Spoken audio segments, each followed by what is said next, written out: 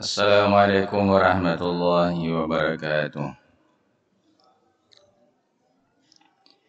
Bismillahirrahmanirrahim. Alhamdulillahi rabbil alamin. Wa bihi nasta'inu ala umuri dunya waddin. Wa na'udzu billahi min syururi anfusina wa min sayyiati a'malina. Man yahdihillahu fala mudilla lahu wa man yudlil fala hadiya lahu. Allahumma shalli wa sallim wa barik ala 'abdika wa rasulika sayyidina wa nabiyyina Muhammad wa ala alihi wa sahbihi wa man ihtada bihadihi wastanna bisunnatihi wassara ala nahjihi ila yaumil qiyamah. Subhanaka la ilma lana illa ma 'allamtana innaka antal alimul hakim wa tub 'alaina innaka antat tawwabur rahim. Rabbi yassir wa la tu'assir bitammim bil khair wa la hawla wa la quwwata illa billahil 'aliyyil 'azim. وقال المصنف رحمه الله تعالى ونفعنا بعلومه في الدارين اللهم آمين. التاسع عنه عن النبي صلى الله عليه وسلم قال الإيمان بضع وسبعون أو بضع وستون شعبة فأفضلها قول لا إله إلا الله وأدناها إماطة الأذى عن الطريق والحياء شعبة من الإيمان متفق عليه. Hadis yang ke-9 dari bab yang menerangkan banyaknya cara-cara di dalam melakukan kebaikan. Hadis ke-9 ini bersumber dari Abi Hurairah radhiyallahu anhu. Dari Nabi SAW beliau bersabda, iman itu ada 70 lebih atau 60 lebih cabangnya. Iman itu cabangnya ada 70 atau 60 lebih.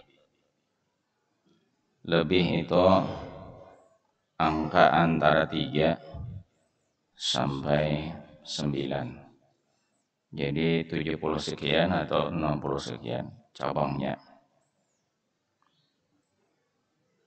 Yang paling utama dari cabang-cabang iman itu adalah yaitu perkataan la ilaha illallah.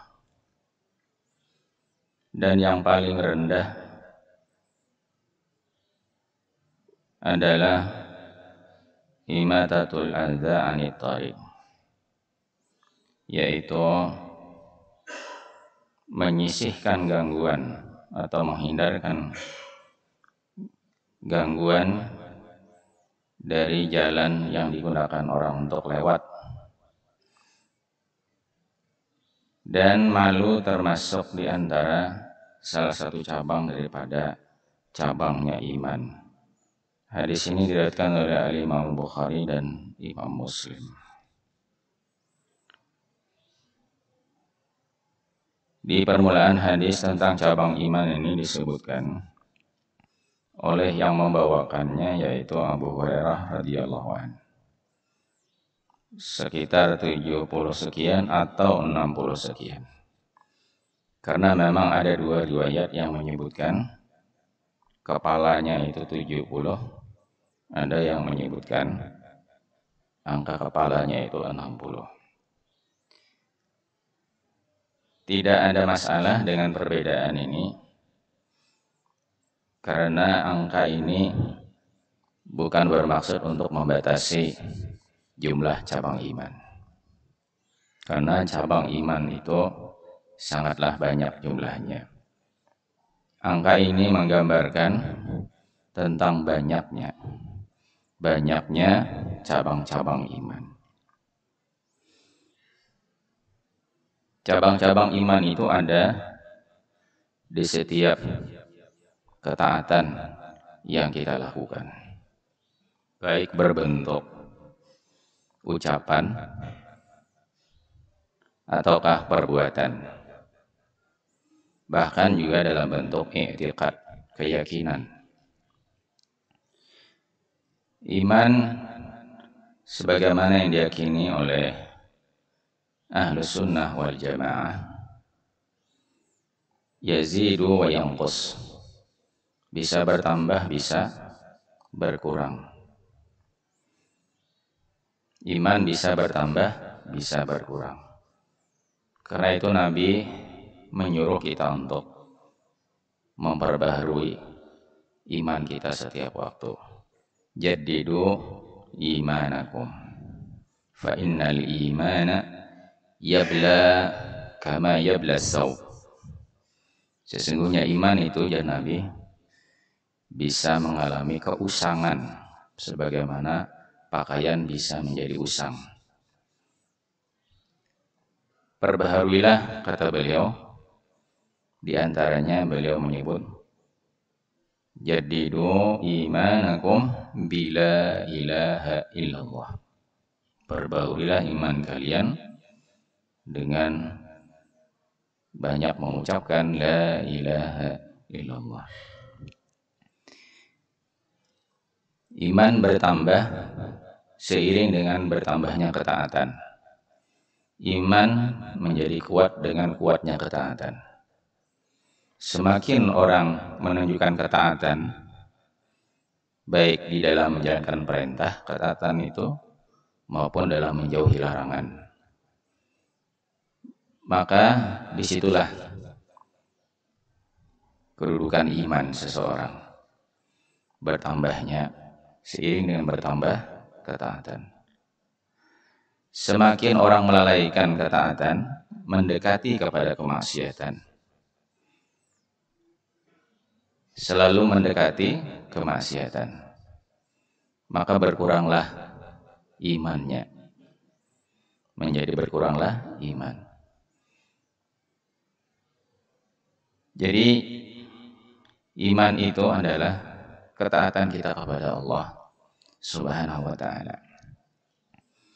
Bertambah dan berkurang sangat tergantung kepada kepatuhan kita kepada Allah Subhanahu wa ta'ala, baik dalam bentuk keyakinan, dalam bentuk ucapan lisan, ataupun perbuatan. La ilaha illallah, ujar Nabi SAW dalam hadis ini, itu yang tertinggi dari semua cabang-cabang yang ada. Karena ini menjadi landasan untuk semua cabang-cabang yang lain. Di mana syarat seseorang untuk dikatakan beriman, syarat utamanya adalah harus menyatakan la ilaha illallah. Di mana pernyataan ini harus diiktikadkan, harus datang dari keyakinan. Adapun ucapan la ilaha illallah itu untuk memastikan keyakinan.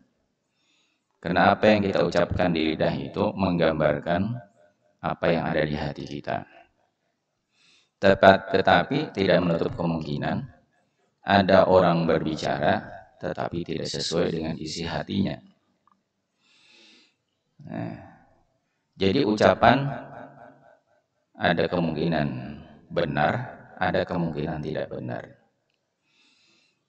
Jadi apa yang kita ucapkan oleh la ilaha illallah itu harus membenarkan apa yang ada di dalam hati kita.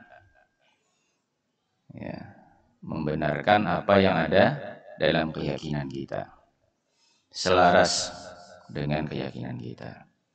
Ditambah lagi yang ketiga, la ilaha illallah, tadi dua. La ilaha illallah itu harus berasal dari keyakinan terhadap isi yang dikandung dalam kata-kata la ilaha illallah. Yang kedua, diteruskan dengan diucapkan sebagai bukti, itulah keyakinan kita. Lisan namanya. Kemudian harus diikuti yang ketiga, yaitu al-amalu bimuqtada la ilaha illallah. Harus diikuti dengan melakukan apa yang dituntut oleh pengakuan la ilaha illallah. Jadi kalau orang membuat pengakuan la ilaha illallah, maka ada tanggung jawab. Ya, tanggung jawab untuk kemudian dia melaksanakan apa yang dituntut oleh ucapan itu, oleh pengakuan itu, yaitu apa itu? Kepatuhan kita. Karena di dalam kalimat la ilaha illallah itu ada makna kepatuhan kita kepada Allah. Waktu kita menyatakan tidak ada yang berhak dengan sebenar-benar hak untuk disembah. Disembah yaitu dipatuhi dan ditaati selain daripada Allah Subhanahu wa taala. Apabila kita menyatakan itu, maka kita harus membuktikan sebagai orang yang bertanggung jawab terhadap pernyataan itu. Itulah yang disebut dengan al-amal bimuqtada kalimat la ilaha illallah, yaitu melaksanakan apa yang menjadi tuntutan pengakuan ataupun ucapan la ilaha illallah. Jadi jar ulama ini harus secara beriringan, ketiga-tiganya ini dilaksanakan sebagai gambaran iman yang tertinggi. Dan lingkupnya itu menyeluruh. Kalimat ini ringkas tetapi yang menyangkup segala bentuk ketaatan-ketaatan. Apa saja yang kita laksanakan adalah mengacu kepada perintah Allah yang satu itu. Apa saja yang kita jauhi, atas dasar apa? Atas dasar larangan Allah Subhanahu wa taala yang satu. Jadi fokus kita la ilaha illallah adalah satu. Sumbernya adalah kepada Allah Subhanahu wa taala, kita melaksanakan sesuatu dan kita menjauhi sesuatu. Karena itulah kalimat ini disebut dengan kalimat tauhid. Tauhid artinya adalah menyatakan satu. Apa yang kita kerjakan bersumber dari yang satu. Apa yang kita jauhi bersumber dari yang satu. Kalimat la ilaha illallah disebut kalimat tauhid. Juga disebut dengan kalimat ikhlas. Asbahna ala kalimat al-ikhlas wa ala dini nabiyina Muhammad sallallahu alaihi wasallam wa ala millati Ibrahim hanifa wa ma kana minal musyrikin. Ini salah satu yang Nabi suruh kita baca di waktu pagi dan juga dibaca di waktu sore. Kalimat ikhlas. Ya Allah, kami pagi hari ini berpijak dan berada pada keteguhan kami berpegang kepada kalimat ikhlas dan berpegang kepada agama Nabi Muhammad SAW dan agama yang dibawa oleh Nabi Ibrahim alaihissalam. Nah, kalimatul ikhlas itu adalah la ilaha illallah. Disebut juga dengan kalimatut taqwa. Kalimatut taqwa. Ada juga disebut la ilaha illallah itu dengan al-urwatul wusqa. Al-urwatul wusqa itu artinya adalah tali yang kokoh. Ya, tali kokoh. Artinya tempat kita berpegang teguh dalam hidup itu dengan tali yang kokoh. Al-urwatul wusqa disebut dengan arti agama, disebut juga untuk menyebut kalimat la ilaha illallah. Itu yang paling tinggi karena itu mencakup segala-gala ketaatan yang ada dalam hidup kita. Kemudian yang paling rendah menjadi Rasulullah dari 70 lebih atau 60 lebih itu adalah imatatul adza anit tariq, yaitu menyingkirkan segala apa yang dapat mengganggu dan menghalangi orang di jalan. Ini sudah ada disebut juga dalam hadis terdahulu, hadis yang ke-6 sebelumnya itu. Hadis yang ke-6 bahwa Nabi menyatakan perbuatan itu bernilai sedekah. Nah, ini yang kedua adalah perbuatan. Kalau tadi la ilaha illallah menggambarkan semuanya mulai dari i'tiqad. Jadi i'tiqad itu iman. Tetapi iman jangan dilihat hanya sekedar i'tiqad, keyakinan saja. Iman itu juga harus dilihat dalam bentuk perbuatan. Jadi ini perbuatan iman yang paling gampang dilihat, yang paling sederhana. Jadi kita mengkhawatirkan orang lain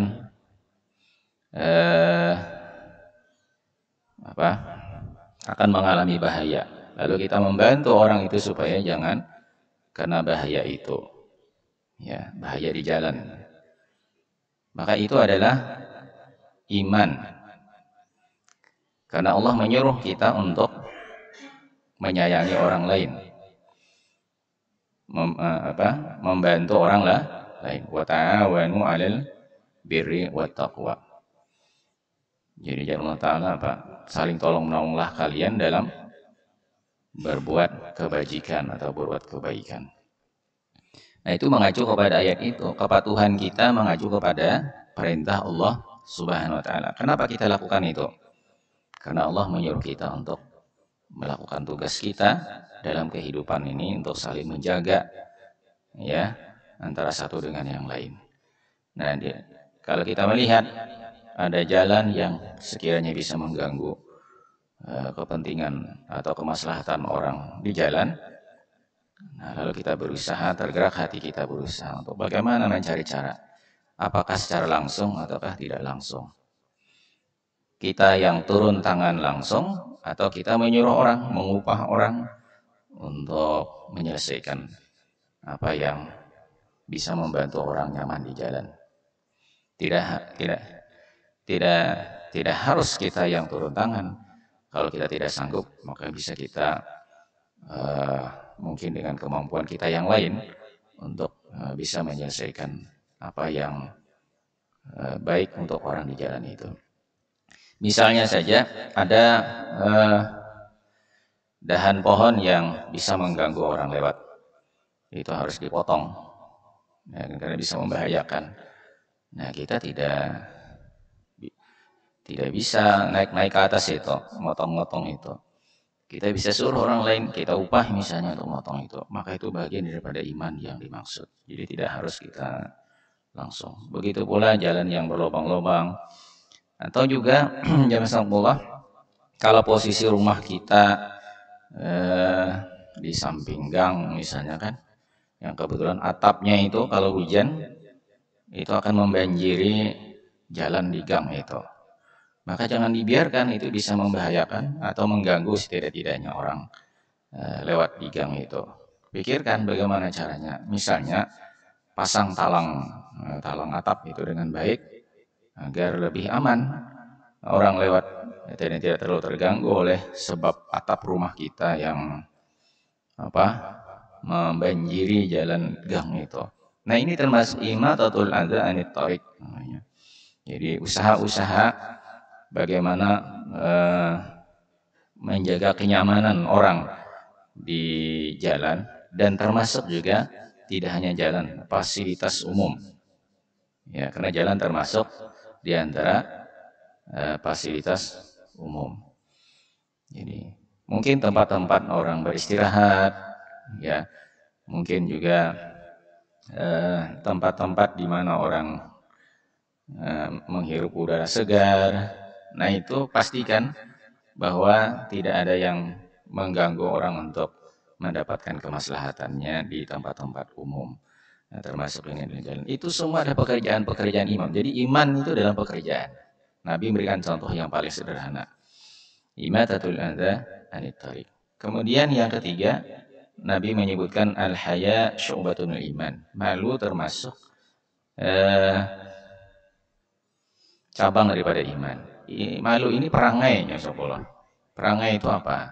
Tabiat yang sudah melekat pada diri seseorang. Ini artinya bahwa tidak hanya perbuatan, tapi perangai itu juga adalah bagian yang tidak terpisah daripada iman. Jadi ada berbentuk keyakinan, ada berbentuk perangai, ada berbentuk perbuatan. Perbuatan itu ada dua macam. Jadi ada perbuatan anggota, ada perbuatan hati. Jangan lupa ada perbuatan namanya perbuatan hati. Ya. Kemudian secara terpisah tadi ada apa itu lisan, ya. lisan. Lisan itu zikir, itu iman. Baca Quran itu iman. Ya, baca hadis ini juga iman. Ya, itu lisan. Iman lewat lisan. Jadi ada iman lewat perbuatan, perbuatan dua macam. Perbuatan anggota seperti yang disebut di sini tadi, menyingkirkan barang-barang berbahaya di jalan bagi orang yang lewat. Kemudian ada perbuatan hati. Perbuatan hati itu apa? Tawakal misalnya. Tawakal itu perbuatan hati. Nah, tawakal seperti juga takut kepada Allah itu perbuatan hati. Kemudian berharap ar-raja namanya, ya, al-khauf ar-raja, ar-raja berharap kepada Allah Subhanahu wa taala itu juga adalah perbuatan hati. Nah, itu biasanya banyak dikupas dalam ilmu tasawuf, ya, menitik beratkan kepada pentingnya memperhatikan perbuatan atau amal-amal hati itu. Nah, syukur itu amal hati, itu adalah iman, perbuatan iman. Nah, sekarang ini ada yang satu ini apa namanya? Menyangkut akhlak, menyangkut perangai, yaitu tabiat yang melekat pada diri seorang, tentu tabiat yang baik. Malu. Malu itu apa? Malu itu adalah sesuatu perangai yang ada pada diri seseorang yang mampu untuk mencegah seseorang dari perbuatan-perbuatan yang tidak baik. Ya. Namun malu di sini adalah secara khusus ditujukan malu kepada Allah. Jadi ada malu kepada Allah, ada malu kepada manusia. Malu kepada Allah Subhanahu wa taala adalah satu sifat yang bisa mencegah seseorang dari berbuat yang dilarang oleh Allah Subhanahu wa taala. Nah, ini menyangkut sifat atau menyangkut apa tadi itu? Perangai, ya, yang menjadi tabiat yang melekat pada diri seseorang. Atau kita sebut juga dengan akhlak.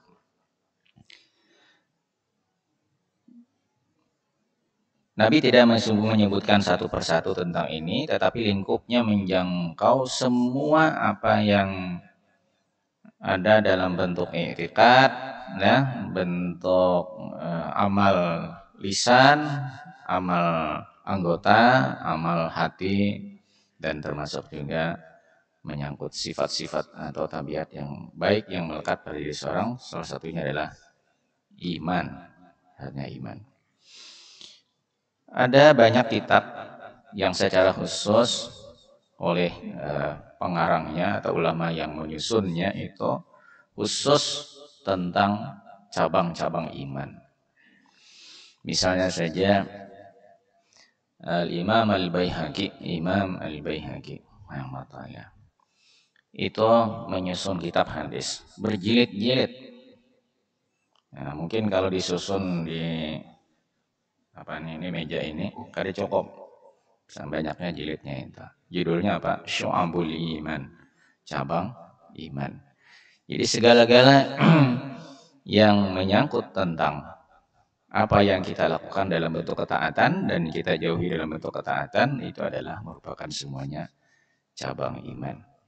Sampai kepada kitab-kitab yang tipis yang biasanya juga ada dibacakan di pengajian-pengajian, ya, tentang cabang iman. Disebutkan sekitar 70-an, 60-an hadis-hadis yang ada kaitannya dengan cabang-cabang iman. Nah, hadis yang kita baca ini mewakili dari sekian banyak itu. Ada yang mewakili tentang bentuk keyakinan, ada yang mewakili tentang bentuk perbuatan, ada yang mewakili dalam bentuk perangai ataupun akhlak. Jamaah sekalian rahimakumullah. Jadi kesimpulannya adalah bahwa iman itu bertingkat-tingkat, ya, bertambah bisa berkurang. Kemudian juga iman itu tidak bisa dipisahkan antara keyakinan dengan perbuatan, karena kedua-duanya adalah satu bagian daripada sebutan iman. Secara khusus Nabi menyebutkan tentang keutamaan memiliki perangai malu, ya, dalam hadis Nabi SAW ini, karena sifat malu itu bisa mengawal diri seseorang untuk menjauhi perbuatan maksiat. Sebagaimana juga malu itu bisa menjadi bukti, ya, menjadi bukti kesetiaan iman seseorang kepada Allah Subhanahu wa taala. Kemudian pada hadis yang ke-10 ini masih bersumber dari Abu Hurairah radhiyallahu anhu.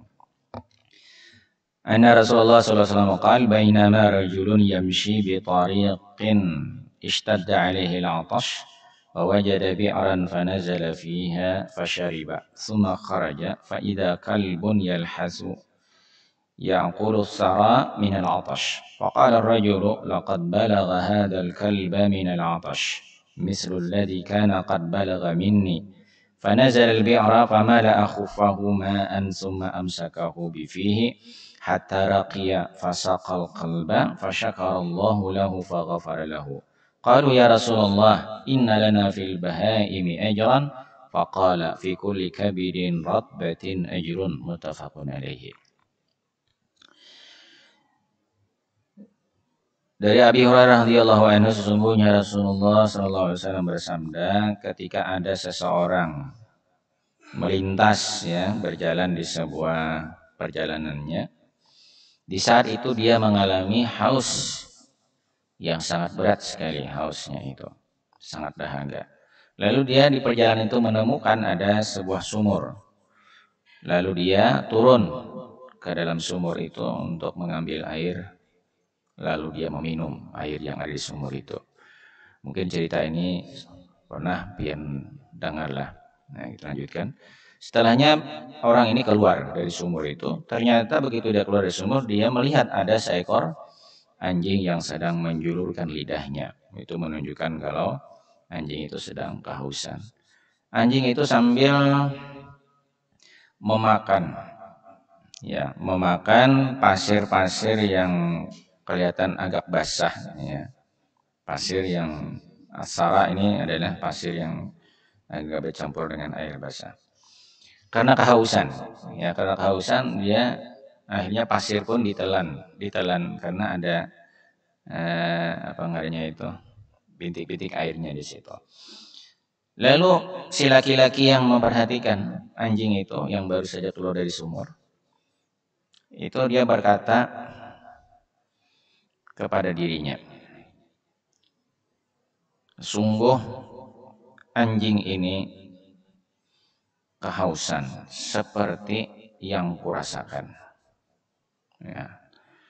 Lalu tidak berpikir panjang, laki-laki itu turun kembali masuk ke dalam sumur.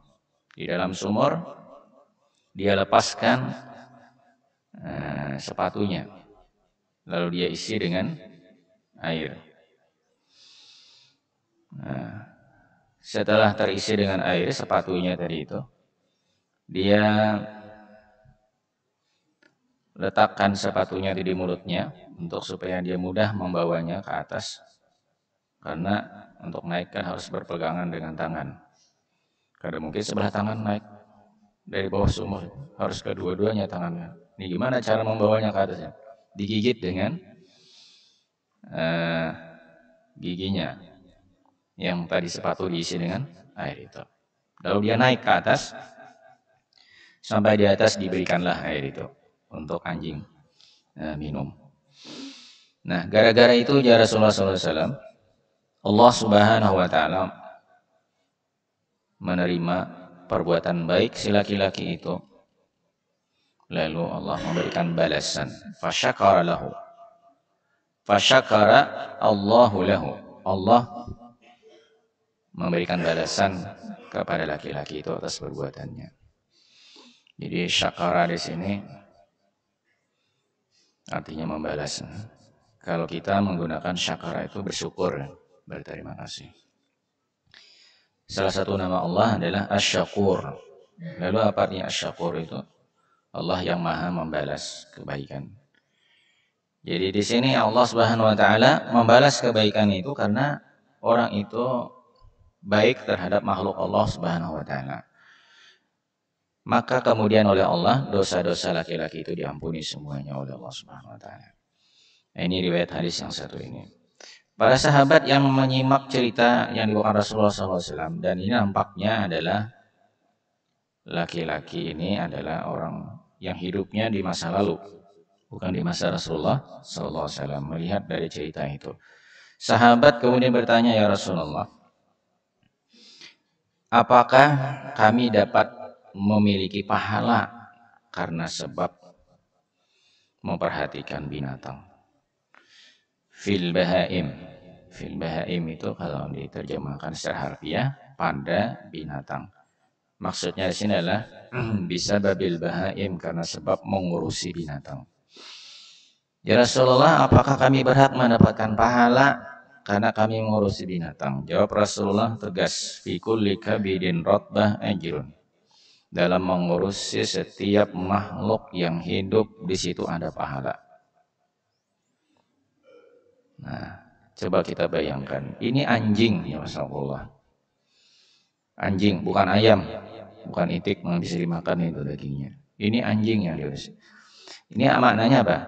Kalau anjing saja, ya kita sayangi, ya apalagi kalau jelas-jelas binatang itu binatang yang banyak manfaatnya buat kita. Lebih-lebih akan lebih besar lagi nilai pahalanya. Nah, menyayangi binatang adalah masuk dalam hadis Nabi SAW, irhamu man fil ardi yarhamkum man fis sama. Sayangilah apa yang ada di bumi, maka Allah Subhanahu wa taala akan menyayangi kalian. Jadi menyayangi makhluk Allah Subhanahu wa taala tidak hanya sebatas menyayangi manusia, tetapi juga menyayangi binatang. Ada binatang yang hidup senantiasa bersama kita. Itu lebih-lebih harus diperhatikan, jangan ditelantarkan, jangan dibiarkan. Nah, anjing ini termasuk di antara yang hidupnya berada di lingkungan kehidupan manusia. Di beberapa tempat, kalau di tempat kita ini mungkin jarang-jarang menemukan ada anjing lah. Nah, di kota Madinah itu di masa dahulu, masa Rasulullah SAW, tidak sedikit anjing. Nah, yang berkeliaran di kota Madinah. Di wadah kita ini jarang-jarang kita bisa melihat anjing ada berkeliaran. Tapi yang banyak apa di wadah kita ini? Kucing. Nah, kasihan kucing ini dibuang ke sana kemari. Ya mungkin dianggap mengganggu apa segala macamnya. Nah padahal mengurusi binatang itu ya termasuk amal soleh. Amal soleh jadi jangan hanya manusia tapi juga binatang. Memperhatikan binatang yang kehausan, yang kelaparan, apalagi ada binatang yang dibuang. Ada juga yang ditelantarkan oleh induknya, ada juga. Ya, kucing beranak, ibunya apa sebenarnya? Menghilang, gitu ya. Atau ditabrak kendaraan misalnya. Nah anaknya kan terlantar, gimana ngurusinya itu supaya dia bisa bertahan hidup.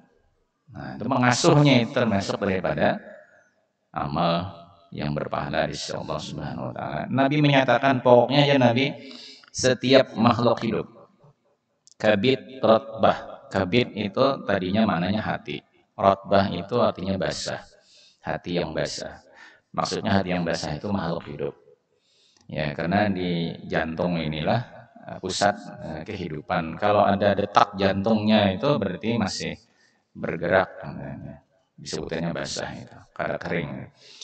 Hidup. Jadi setiap makhluk hidup, di setiap makhluk hidup itu ada pahala yang bisa didapatkan orang.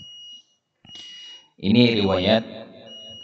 Di riwayat yang lain, di riwayat lain bunyinya fasyakarallahu lahu faghafara lahu fadkhalahul jannah. Ada tambahan, Allah terima amal baiknya itu dan Allah berikan keampunan dan Allah masukkan ke dalam surga. Nah, itu ada tambahan Allah masukkan ke dalam surga di riwayat yang lain. Di riwayat yang juga disebutkan yang ketiga mengenai cerita ini. Ceritanya agak berbeda, yaitu bainama kalbun yutifu birakiyatin qad kada yaqtuluhul atash idra'athu baghiyun min baghaya bani Israil. Ada seekor anjing. Seekor anjing itu berputar-putar di sebuah sumur. Putar-putar di sebuah sumur. Anjing ini kalau masuk ke dalam sumur, masuk keluar lagi.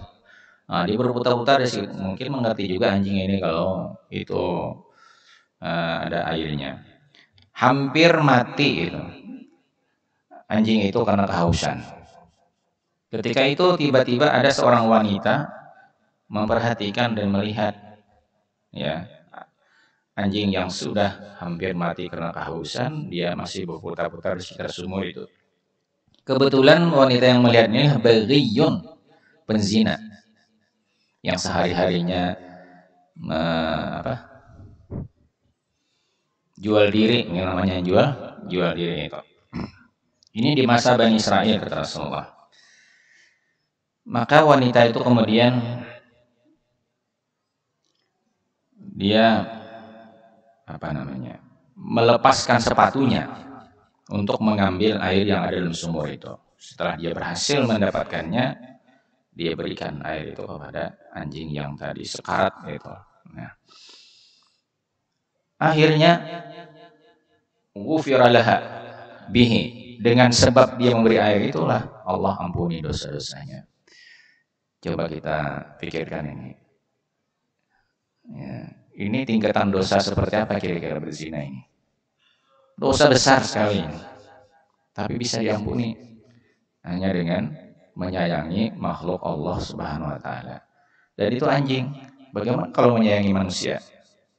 Tentu lebih tinggi lagi derajat amal seseorang di sisi Allah Subhanahu wa taala. Jadi tidak menutup kemungkinan dosa besar itu diampuni melalui amal soleh yang sederhana. Tidak menutup kemungkinan dosa besar bisa terampuni dengan amal soleh yang sederhana. Kalau kita melihat cerita ini adalah sebuah amal yang tulus. Karena itu bernilai besar di sisi Allah Subhanahu wa taala. Coba kita perhatikan, apakah ada kepentingan laki-laki itu atau wanita itu memberi air minum kepada anjing yang tidak terurus itu? Apakah kalau kita pikirkan, apakah dia tertarik memberikan minum itu karena ingin memiliki anjing itu karena anjingnya bagus, manis, bersih, apa sih? Enggak. Semata-mata hanya karena dia kasihan melihat anjing itu kehausan. Karena itu ini pekerjaan yang sangat tulus, sudah pasti begitu. Nah, maka hal itu juga dapat kita lakukan. Kalau kita melihat ada anjing, walaupun anjing itu anjing, ya anjing deso, anjing kampungan misalnya kan. Kalau terlalu bagus, ada kayak anjing yang dipelihara orang, anjing apa itu namanya? Anjing apa, kucing apa? Kucing Anggora atau kucing apa? Tidak terlalu semanis kucing Anggora lah. Gitu. Sudah anjing kampung, kucing kampung, salah belumnya benar. Kucing kampung pokoknya. Kemudian marigat pulang kan, bertahi mataan pulang bapaknya apa. Lalu kita kada sudi lah ngurusnya, dibiarkan saja dia terlantar. Nah, berarti kita hanya mau mengurus karena ada kepentingan. Jangan. Tapi kita menyayangi makhluk itu atas dasar apa itu? Atas dasar karena kita menyayangi makhluk Allah Subhanahu wa taala. Itu menjadi suatu amal yang sangat nilainya besar di sisi Allah Subhanahu wa taala. Ini beberapa amal lanjutan di antara bab hadis kita di kitab ini.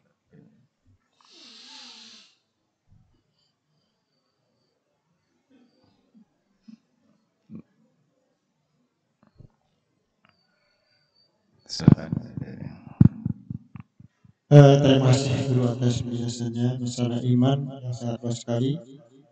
Iman sungguh banyak cabangnya. Untuk itu bagi jemaah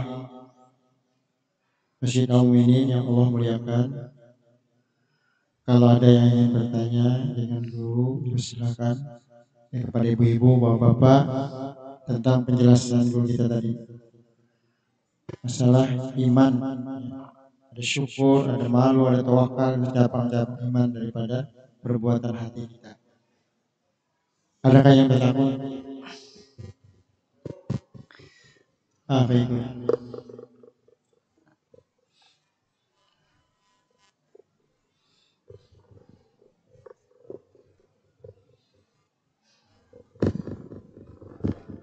Assalamualaikum warahmatullahi wabarakatuh. Waalaikumsalam warahmatullahi wabarakatuh.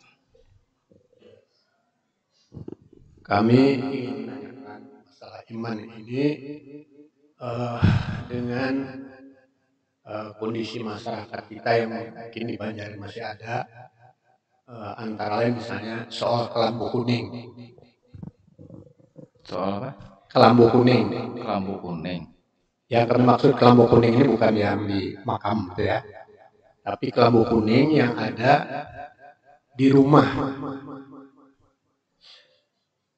Berkaitan dengan mungkin hubungannya dengan makhluk halus, jadi menyangkut kepercayaan. Kondisi ini mungkin di Banjarmasin tidak ada, tapi mungkin di keluarga kami masih di Kota Baru sana masih ada. Jadi kami ingin menanyakan itu saja, bagaimana kaitannya dengan, karena kaitan dengan hati, ya kaitan dengan perbuatan tadi kan. Nah hatinya mungkin ada itikat apa gitu, olah kelambu kuning di atas loteng.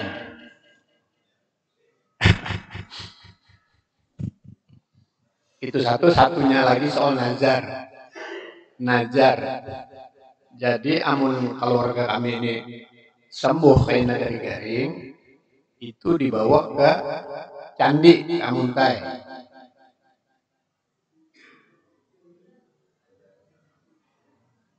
Ini bisa juga di Banjar sini ke Alalak kalau saya, tapi ke Amuntai bawaannya ke candi. Terima kasih itu aja. Hubungannya kaitan antara keimanan tadi dengan mungkin apakah ini keimanan paling rendah atau ini musyrik. Terima kasih. Assalamualaikum warahmatullahi wabarakatuh. Waalaikumsalam warahmatullahi wabarakatuh. Baik. Mengenai kelambu kuning ini, ulun kada tapi tahu soal sejarah kelambu kuning ini, seluk-beluk kelambu kuning ini dari mana asal usulnya dan apa kaitannya, apa hubungannya. Tapi tadi ada penjelasan kalau itu tujuannya adalah untuk melindungi dari makhluk-makhluk halus yang jahat, mungkin gitulah. Ya. Jadi mohon maaf kalau untuk menjelaskan kelambu kuning ulun kada bisa. Nah, tetapi di dalam agama memang ada cara untuk melindungi diri dari kejahatan makhluk-makhluk yang ingin berbuat jahat kepada kita.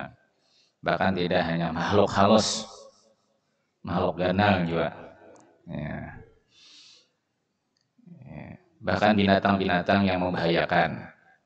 Seperti kalau di masa Rasulullah itu ada kalajengking, ada ular, ada apa. Itu juga Rasulullah mengajari para sahabat untuk melindungi diri dari kemungkinan-kemungkinan kita berhadapan dengan bahaya-bahaya semacam itu. Termasuk bahaya dari makhluk halus. Makhluk halus itu maksudnya jin lah. Nah, disebut makhluk halus. Berarti lawannya makhluk kasar lah gitu kan. Ada, tapi yang diajarkan Rasulullah SAW itu adalah perlindungan dalam bentuk bacaan, yang kesemuanya adalah bertumpu kepada kudrah dan iradah Allah Subhanahu wa Ta'ala. Isi bacaan-bacaan itu. Misalnya Nabi mengajarkan untuk kita membaca ayat kursi di malam hari untuk tujuan perlindungan dari berbagai macam yang bisa mengganggu kita di malam hari. Sebagaimana Nabi juga menyuruh kita untuk membaca Qul huwallahu ahad, Qul falaq, Qul rabbin nas. Karena di malam hari itu makhluk-makhluk halus itu lebih leluasa daripada siang hari melakukan aktivitasnya, lebih leluasa. Jadi ujar orang itu energinya lebih kuat di malam yang gelap itu dibandingkan siang yang terang itu. Makanya sering dilakukan upaya-upaya di malam hari untuk melindungi diri dari makhluk halus. Dan dari petunjuk hadis Nabi SAW juga sebenarnya tidak sedikit mengenai hal itu. Cuma karena kadar masyarakat untuk diamalkan, jadi banyak yang tidak tahu. Maghrib misalnya, maghrib itu pada saat matahari sudah mulai tenggelam, itu makhluk-makhluk halus yang jahat-jahat itu mulai berkeliaran. Dan Nabi menyuruh supaya anak-anak disuruh masuk ke rumah dan ditutup pintu jendela dengan rapat. Tapi ini malah berkeliaran. Nah itu malah dibawa masuk ke dalam bubuhan halus ini. Nah, jadi mestinya kalau sudah menjelang maghrib itu kakanakan terutama lah itu jangan dibiarkan berkeliaran di luar. Jamaah sekalian, Rasulullah SAW juga mengajarkan bahwa orang-orang tua ya salah satu tugasnya adalah juga membacakan bacaan untuk melindungi anaknya karena anaknya tidak mengerti kan soal itu. Gangguan ataupun bahaya yang datang dari makhluk halus itu jangan semata-mata dilihat dari gejala yang aneh-aneh. Enggak. Jadi bisa jadi menumbuhkan tabiat-tabiat buruk dalam diri anak tanpa kita sadari itu karena akibat ya ibaratnya sudah menyatu dalam hidupnya itu makhluk-makhluk halus yang mengganggu pikirannya, membisikinya, ya apa segala macam. Perlu kita ketahui juga dalam hadis Nabi SAW itu upaya jahat lah, karena rata-rata ya jin itu jahat-jahat. Tapi jangan kita menuduh semua jin jahat lah. Ada juga yang beriman, yang muslim, tidak sedikit banyak itu yang taat kepada Allah Subhanahu wa taala. Yang jahat-jahat itu yang disebut dengan syaitan itu sejak manusia lahir itu sudah diganggu. Jadi menurut hadis Nabi SAW sejak bayi itu lahir itu sudah diganggu dengan ditekan di bagian tertentu di tubuh bayi itu sehingga dia teriak dengan keras. Nah, kecuali ada beberapa yang disebutkan Rasulullah SAW yang tidak mengalami itu karena mendapatkan perlindungan dari Allah Subhanahu wa taala.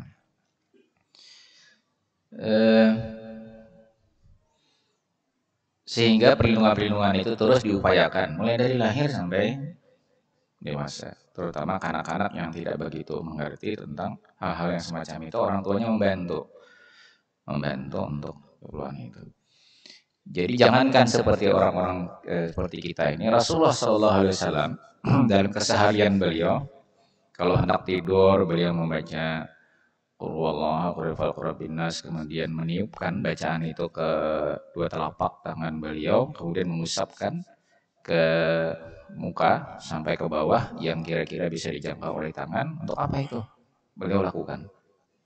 Ya, untuk melindungi diri daripada kejahatan makhluk-makhluk halus itu.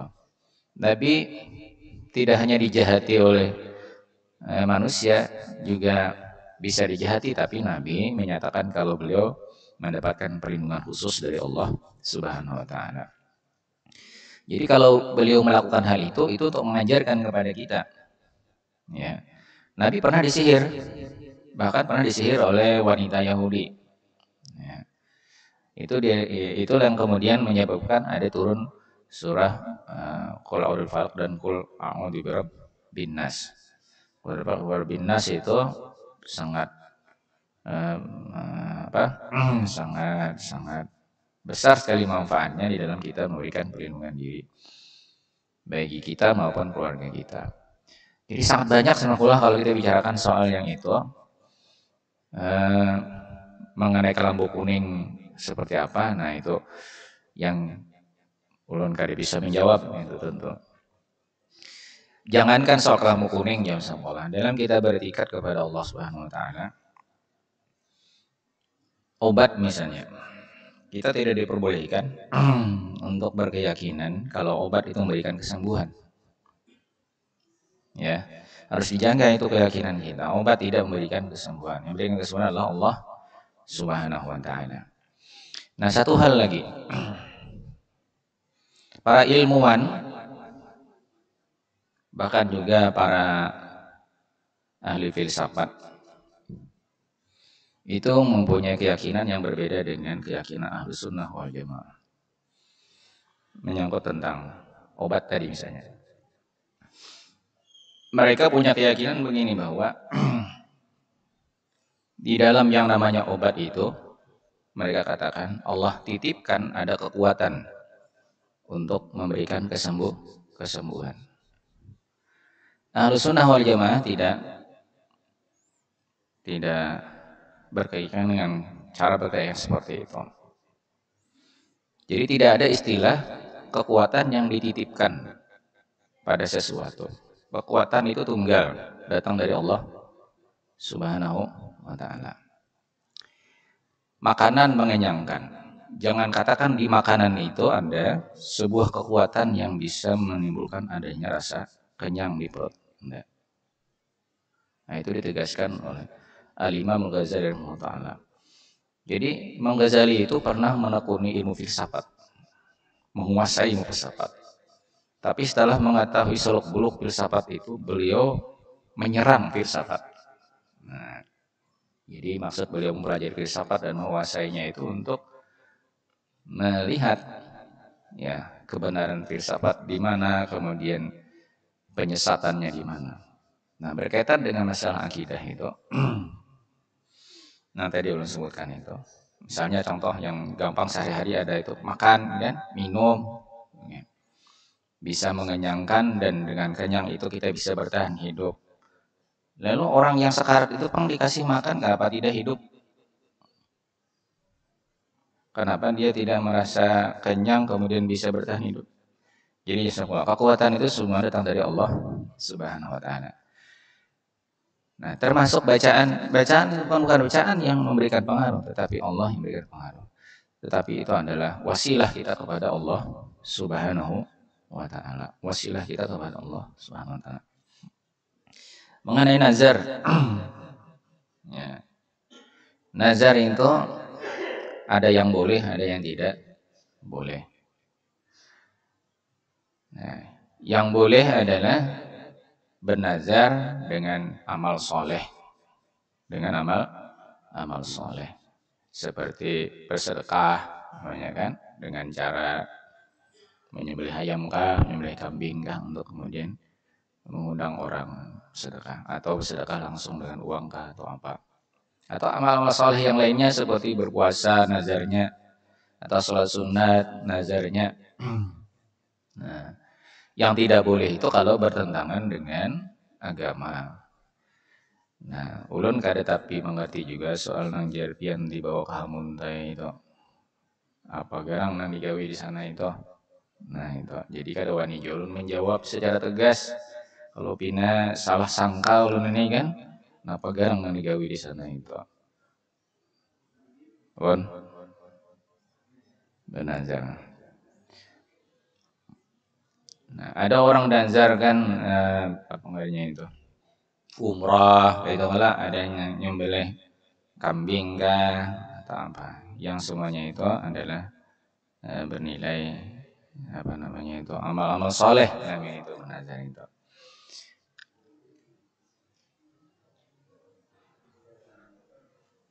Nah, pian nang tahulah itu kayak apa itu nang datang ke Hamunta itu apa kan gawiannya dulu. Berjalan saja.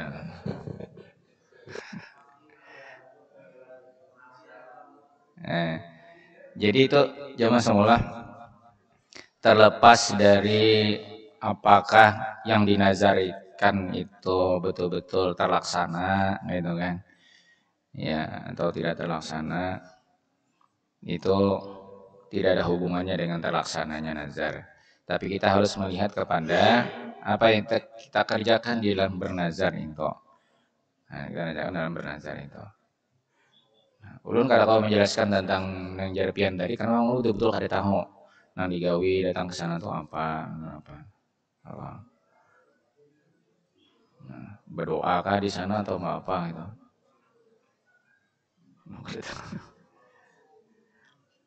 Nah, itu tadi pertanyaannya mengenai kelambu kuning lawan bernazar. Ya, mudah-mudahan walaupun tidak terlalu memuaskan ini jawaban. Jadi ada namanya yang tadi ulun sebutkan itu ada syirkul khafi, jadi syirik yang samar, jadi halus kan ya. Masalah tadi makan itu, ya kan, makan yang mengenyangkan. Kita boleh menyebutkan makanan ini mengenyangkan, tapi jangan kita beretikat seperti, mohon maaf, kebanyakan ilmuwan mengatakan bahwa di dalam benda ini ada sebuah kekuatan yang memang mampu dia membuat perut kita menjadi kenyang. Kan sering kita mendapatkan pengetahuan gitu kan lah, ini makanan, jenis makanan yang khasiatnya ini makanan atau rempah-rempah kah gitu kan. Ini khasiatnya untuk apa ya, kolesterol kah atau apa gitu kan. Di sini ada unsur ini, bisa ini. Nah, ini kita boleh saja mendapatkan pengetahuan semacam itu, tapi yang harus kita jaga jangan sampai kita terperosok kepada apa itu keyakinan bahwa benda itu punya kekuatan sendiri untuk bisa berpengaruh ke tubuh kita. Enggak. Jadi kekuatan itu hanya ada satu. Karena itu kita disuruh untuk sering mengucapkan la haula wala quwata illa billah. La itu dalam istilah ilmu nahwu artinya la nafiyah lil jinsi. Nafiyah itu artinya meniadakan. Meniadakan semua jenis, tidak tertinggal satupun yang masuk dalam jenis itu. La haula tidak ada upaya. La quwata tidak ada kekuatan. Jadi kecuali semua itu datang dari Allah, satu aja kan. Nah, jadi tidak ada kekuatan kecuali kekuatan dan Allah Subhanahu wa taala. Jadi kekuatan itu bukan ada pada benda itu, tapi kekuatan itu datang dari Allah Subhanahu wa taala. Memang kita tidak melihat Allah Subhanahu wa taala. Yang kita lihat hanyalah benda. Tapi jangan dikatakan ada Allah di benda itu, jangan juga. Nah, kalau kita mengatakan bahwa kekuatan itu datang dari kekuatan Allah Subhanahu wa taala. La haula wala quwata illa billah. Di situ dikatakan sebagai asyirkul khafi, kata Imam Ghazali, ada syirik yang tersamarkan.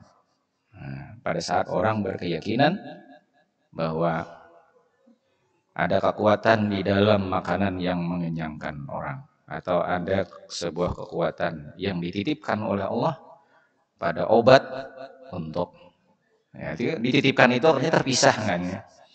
Jadi dia berdiri sendiri obat itu untuk bisa menyembuhkan orang. Wa yashfin. Jadi dalam Quran itu tegas, dialah Allah Subhanahu wa taala yang memberikan kesembuhan, bukanlah obat itu yang memberikan kesembuhan. Kan ada aja buktinya kalau orang menelan obat tidak sembuh-sembuh, malah tambah kada cocok jar obatnya. Maka itu memang penyakitnya, itu obatnya. Nah, itu mungkin Allah ingin menitipkan hikmah di balik obat itu, kalau yang menyembuhkan bukan obat tapi Allah SWT yang berikan kesembuhan. Wallahu a'lam bishawab. Terima kasih dulu atas penjelasannya. Kita ada satu beliau yang mau cium tangan. Ya, satu lagi. Silakan. Assalamualaikum. Ulun anak bapantun aja nah. Ujar orang bahari gulai ngasih sapiring iwak sekarat. Dibawa ke Tanjung, dimakan habis banyu sekirat. Sadang kita bepandin, waktunya sholat israt.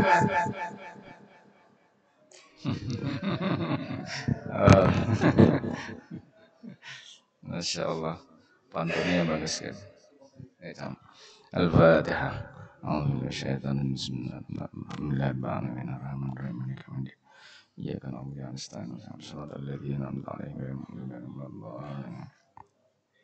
بسم الله الرحمن الرحيم. الحمد لله رب العالمين. اللهم صل وسلم وبارك على سيدنا مولانا محمد وعلى آله وصحبه أجمعين. اللهم نسألك يا الله علما نافعا ورزقا طيبا وعملا صالحا متقبلا. اللهم إنا نعوذ بك من علم لا ينفع، من قلب لا يخشى، من نفس لا تشبع، ومن دعوة تجاب لها. ربنا آتنا في الدنيا حسنة وفي الآخرة حسنة وقنا عذاب النار. وصلى الله على سيدنا محمد وعلى آله وصحبه وسلم. الحمد لله رب العالمين. السلام عليكم ورحمة الله وبركاته.